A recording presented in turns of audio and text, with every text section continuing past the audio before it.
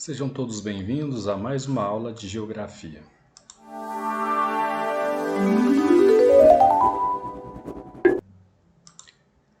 Bom, o tema de hoje nós vamos trabalhar um pouquinho sobre a Ásia, nós vamos falar hoje sobre população da Ásia e vamos falar um pouquinho também daquela política do filho único da China. Mas para a gente falar sobre isso, eu vou colocar aqui para vocês uma imagem, e essa imagem inclusive está nos exercícios de vocês. Se eu não me engano, na página 175, o primeiro exercício. Ele traz esse gráfico para a gente fazer uma análise de como que se distribui a população asiática.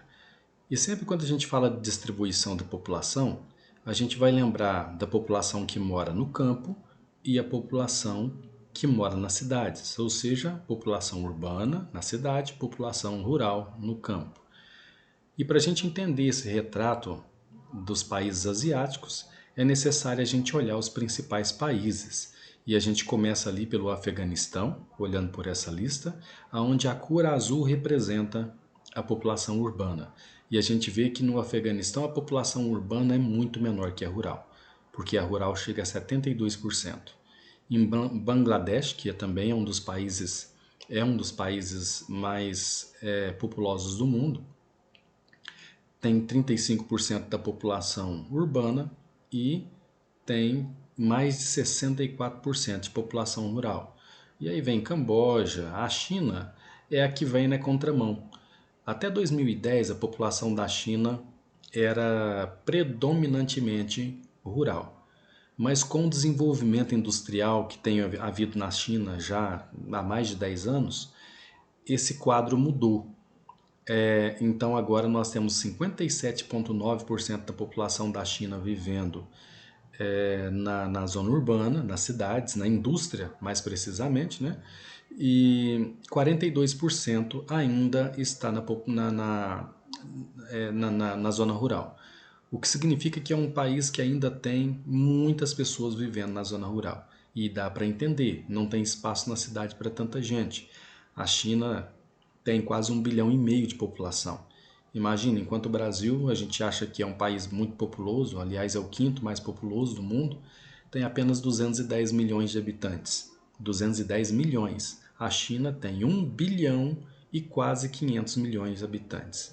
Dá para ter uma noção da disparidade que é quando a gente fala em China e Índia, porque a Índia também tem mais de 1 bilhão de habitantes.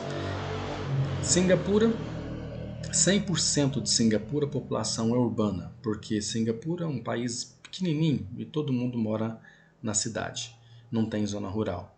Coreia do Sul, que também é um país desenvolvido, aliás, aqui nós estamos falando de dois países que são desenvolvidos dentro da Ásia, Singapura e Coreia do Sul.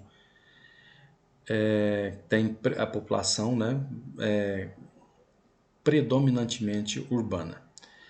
Coreia do Sul, então, já falamos.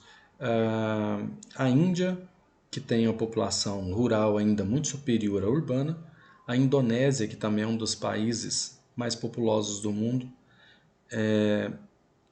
mas aí por fato da Indonésia também já está experimentando uma boa industrialização, a população urbana é maior que a rural.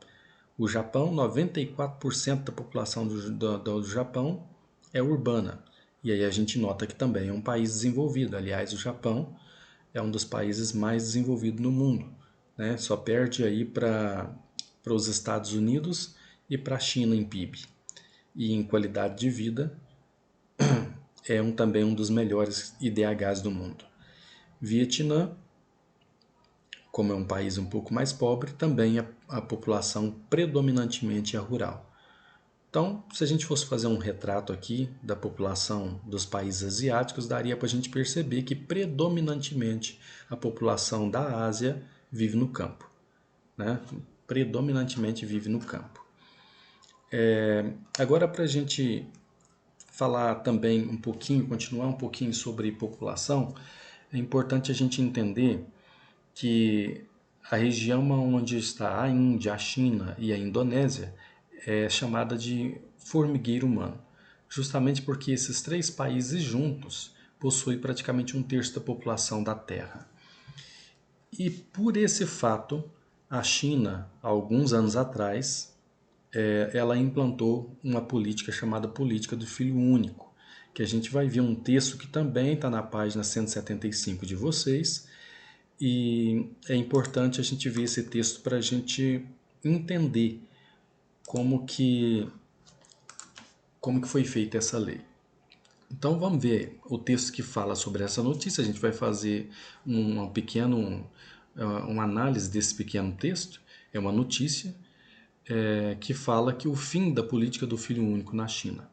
O Partido Comunista Chinês anunciou nesta quinta-feira, dia 29, o fim da política do filho único, permitindo que agora cada casal tenha até 2 filhos. O anúncio foi feito em uma reunião do partido. Todos os casais do país poderão agora ter 2 filhos, uma reforma que põe fim a mais de 30 anos que limitava os nascimentos do país a um filho só. Desde o fim de 2013, a China já adota medidas de relaxamento com relação ao controle de natalidade. Apesar dessas mudanças, pesquisas mostram que os chineses ainda permanecem querendo ter apenas um filho. O governo chinês sempre defendeu a restrição do número de filhos, sobretudo em áreas urbanas. E dá para a gente entender isso, por que eles não queriam muitos filhos na China, porque já tem uma população de 1,5 bilhão de habitantes. Isso significa que pode faltar emprego e pode também gerar problemas de pobreza e fome. O governo chinês sempre defendeu isso e diz que contribuiu para o desenvolvimento do país e a saída da pobreza de mais de 400 milhões nas últimas 3 décadas. No entanto, também admitiu que está chegando a hora dessa política ser encerrada. O envelhecimento rápido da população, entre os efeitos secundários mais prejudicial da política do filho único para a China. Qual que é o perigo de quando um país começa a ter a sua população envelhecendo? Está acontecendo isso também aqui no Brasil. O Brasil também está envelhecendo. E na China, já que as pessoas vão ter, teriam até há pouco tempo atrás apenas um filho, isso fez com que a população do país começasse a envelhecer. E isso pode trazer alguns problemas. Por exemplo, quem vai substituir a mão de obra na indústria se o país inteiro começar a ter mão de obra de pessoas idosas? Um outro grave problema é um problema no sistema de aposentadorias, os sistemas de pensões, que também não conseguiria se manter. Então, por essas razões, a China resolveu agora chegar ao final da política do filho único na China.